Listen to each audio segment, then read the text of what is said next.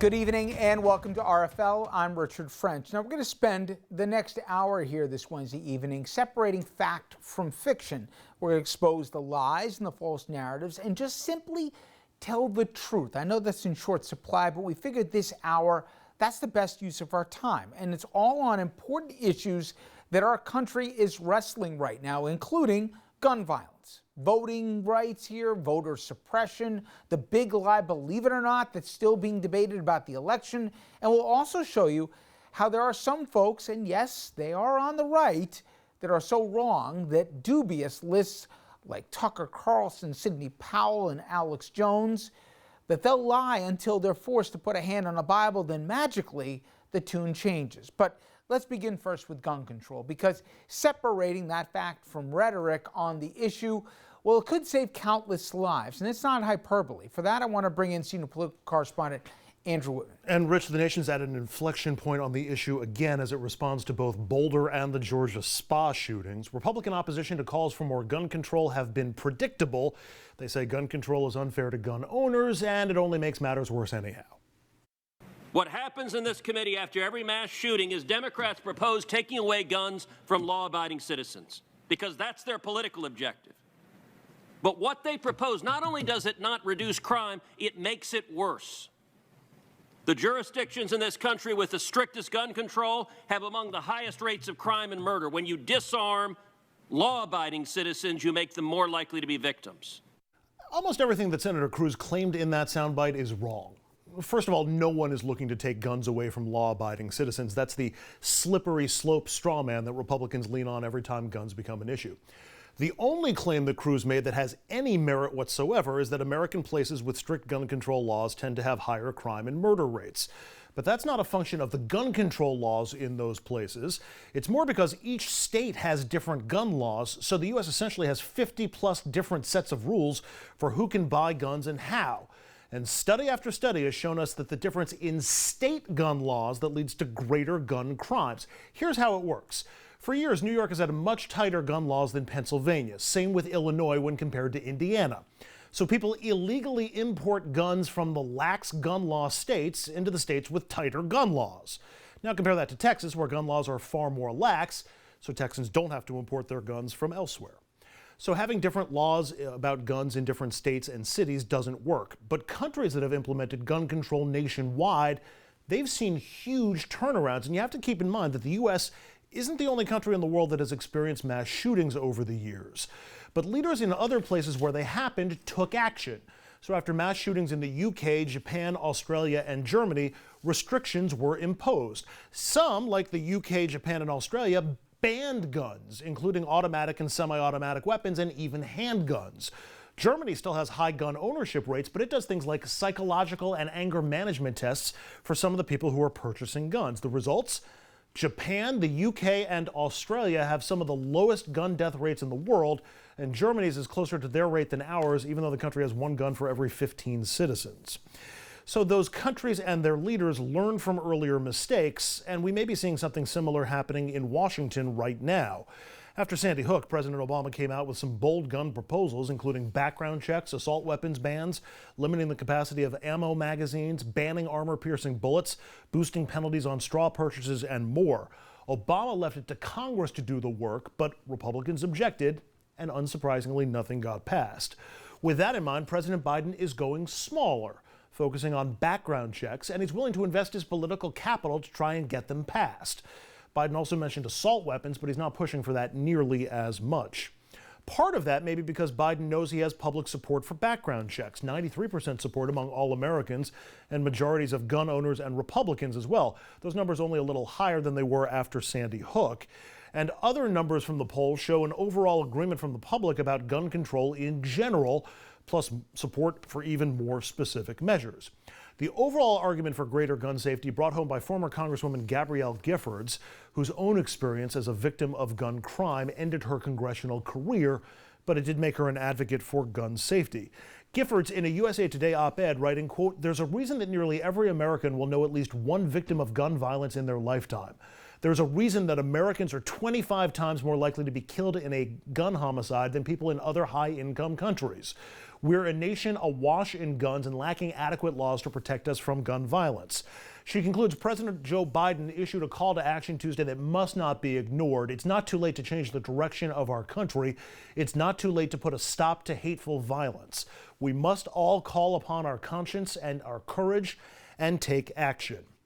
Final note combating the claims of Ted Cruz and others, there are plenty of American examples where if the gun laws being proposed had been in place, lives could have been saved.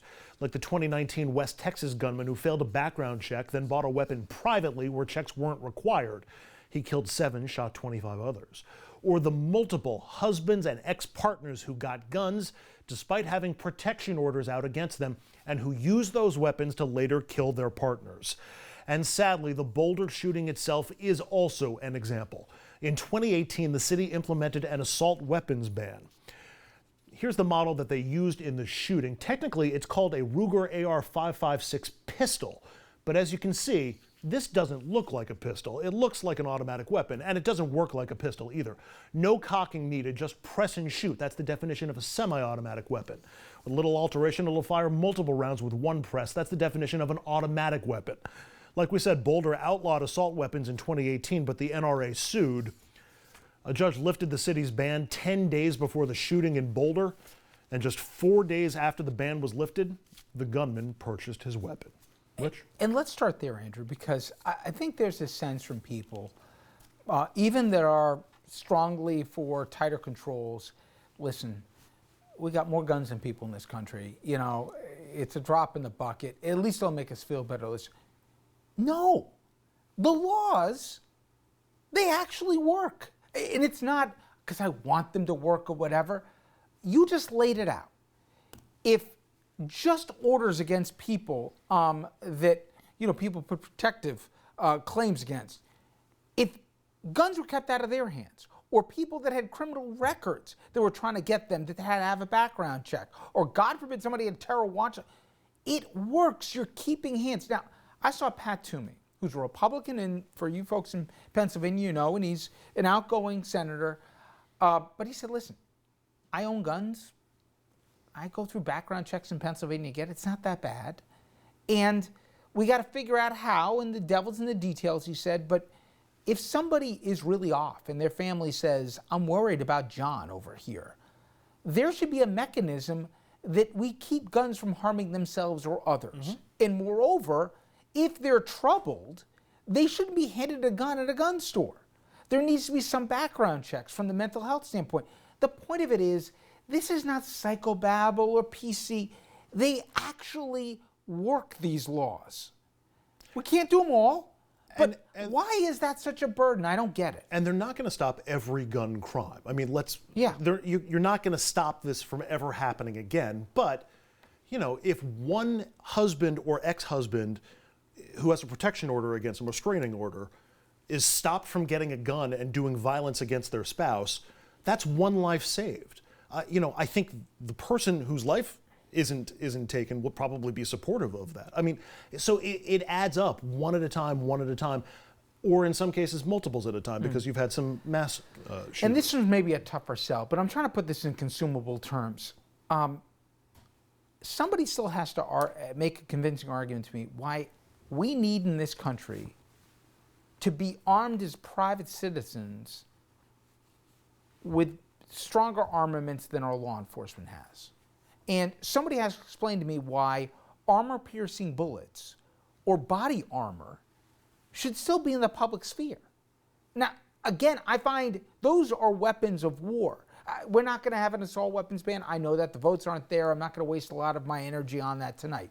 But there are certain things that, again, if we have a loved one who's going out, putting on a uniform as a cop right now, do they really need to be outgunned legally in the private citizenry? Does that make a lot of sense? You can have a right to bear arms, but are there any limits? Look, there are plenty of people who use or collect the stuff that you're talking about, body armor or those kinds of weapons or automatic weapons, and it's something of a fetish or I just love guns, which I get, although I don't quite understand it. But because of the terrible things that people can do with those. I mean, we saw the body armor being used by the Capitol rioters, and police couldn't put them down. We've seen this in other riots that Republicans have been, objecting to from last summer, and other incidents that have popped up, where it's a problem. And so I understand that a legal collector of that sort of thing doesn't like the idea of that being in shorter supply, but people are abusing it and doing terrible, terrible things with it. In some ways, during COVID, we had this debate in this country.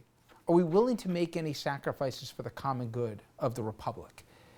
Some people said yes, some people said no. This is a debate, I think, also where those kind of metrics have to be at least considered. All right, Andrew, thank you. When we come back, Democrats want more people to vote, and they got the bills to do just that. But Republicans, they're saying not so fast. After the break, I'm going to show you the real reason why Republicans don't want more people to legally vote. And trust me, it has nothing to do with fraud.